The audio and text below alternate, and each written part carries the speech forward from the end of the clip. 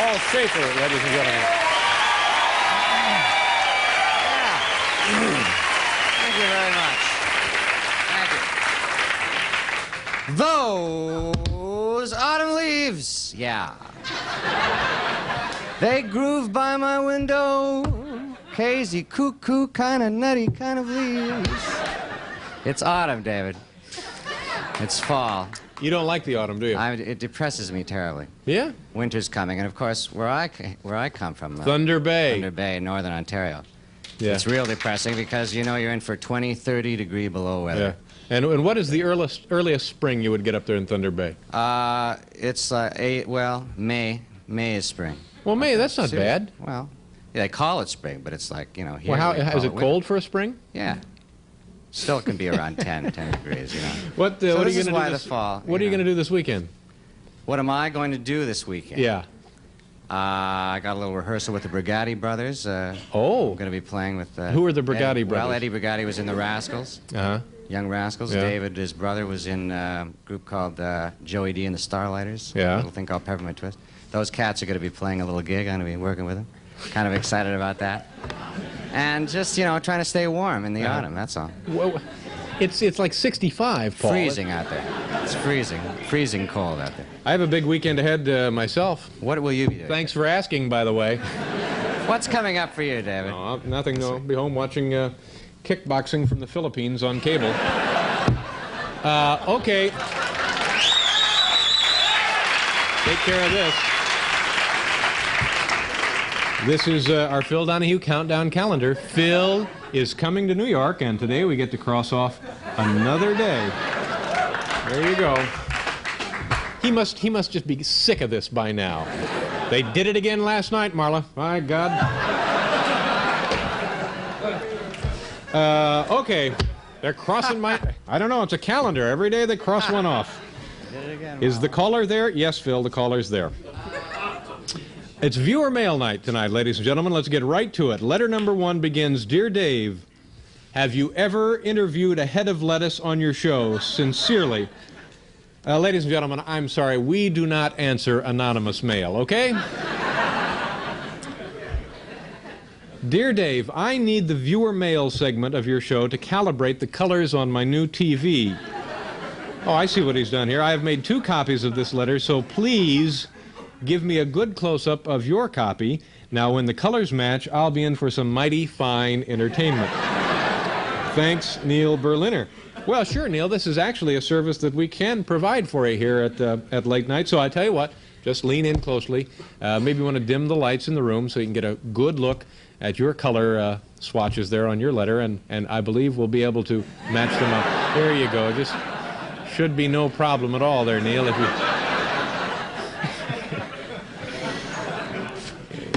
Fine entertainment. Letter number 3. Dear Dave, did you ever imagine that you would be responsible for reconciling me with my parents? My folks became very disgruntled when, out of boredom, I started to frequent bars.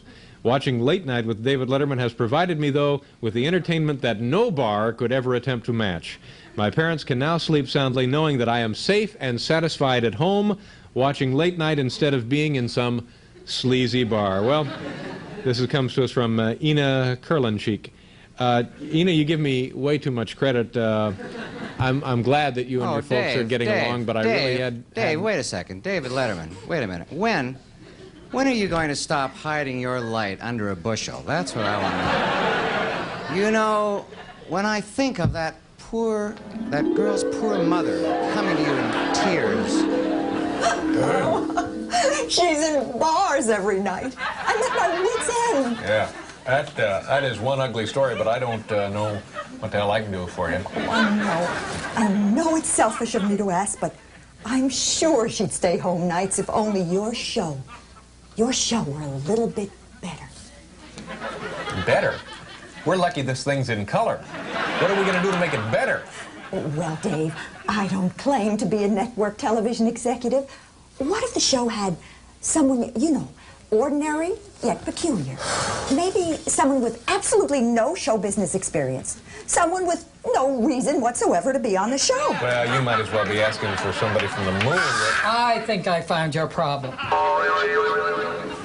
And you know, I think we found our star. Oh, thank you, David Letterman. God bless you. We should change tissues. I remember that night, Dave. What a magic night that was around here in 30 Rock, I'll tell you. Exciting. We have a little thespian group sometimes. We get together and put on these little skits, don't we? It was gorgeous. It was very funny, I think. You thought that was very funny? Very nice. Oh, good. Very Thanks, nice Paul. little skit. Thank you very much. Very lovely.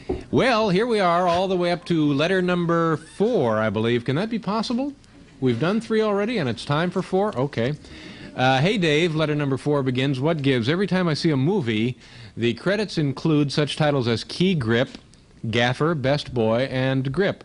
Do these jobs really exist, or are they just names for the executive producer's family? If they do exist, please tell me what each does. Tim Shaughnessy and Mark Russell, Boulder, Colorado. Well, Tim and Mark, you know, television credits also contain some odd titles. So I tell you what, let's take a look at the full credits for this show, and I think you'll find a few that, well, might be a little unusual to you, but nevertheless, well, there's the executive producer and, of course, our producer, our director, Hal Gurney, and Kathleen Ankers, the producer's nephew, that's Brent. There's the lard foreman, Pete Fatovich, Best Boy's best friend, Bob Pook. That's the Tar Squad, of course. The Fat Boys, Jeff Samaha, Defender of the Realm, Blanche.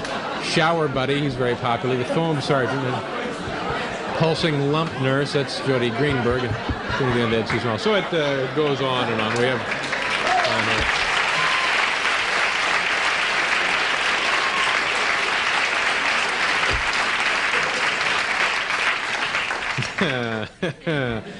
What was that? The carpet liquor. Yeah, we have we have one of those. Comes in after parties. This letter comes to us from where is that? Los Alamos. Oh, you know, that's interesting. That's where they did all of the research and testing on the atomic bomb. Los Alamos. Dear Dave, sorry about the stationery. It's all I could find. I just hope it isn't radioactive. You hope it isn't radioactive. Ladies and gentlemen, with anything as potentially dangerous as nuclear radiation, just crossing your fingers and hoping things go well isn't good enough. Oh my God! Run for your lives!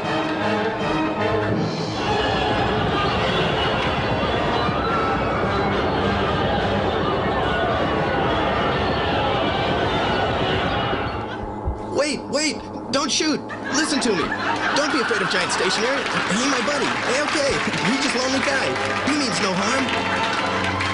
Goodbye, giant stationery. Goodbye. Goodbye. Goodbye.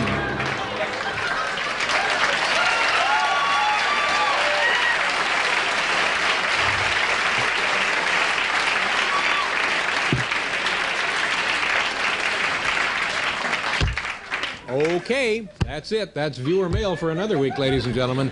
We have a wonderful program for you tonight. We're going to do a commercial, then we'll be back to begin. So join us, won't you?